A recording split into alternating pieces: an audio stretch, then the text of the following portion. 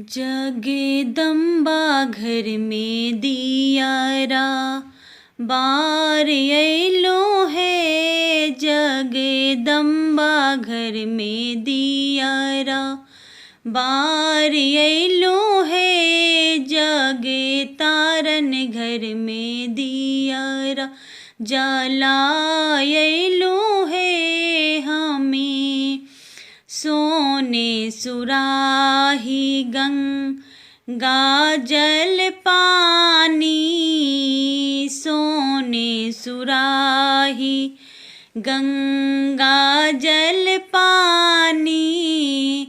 मैया के चरण पखार अइलो है। हमें मैया के चरण पखार अइलो है।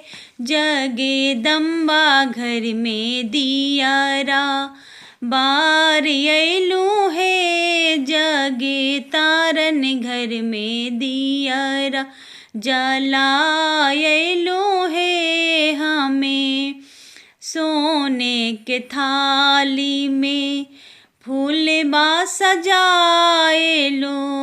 सोने के थाली में फूल बा सजाएलो। मैया के फूलबा चढ़ाएलो है। हमें मैया के फूलबा चढ़ाएलो है। जगदम्बा घर में दियारा बार अइलो है। जग तारन घर में दियारा बार अइलो है। हमें सोने के थाली में भोजना परोसलो। सोने के थाली में भोजना परोसलो।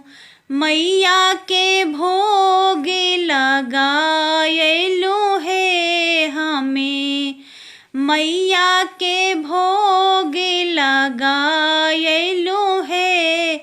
जगदम्बा घर में दियारा बार अइलो है। जग तारन घर में दियारा जलायलो है। हमें सोने के थाली का पूरक बाती। सोने के थाली का पूरक बाती।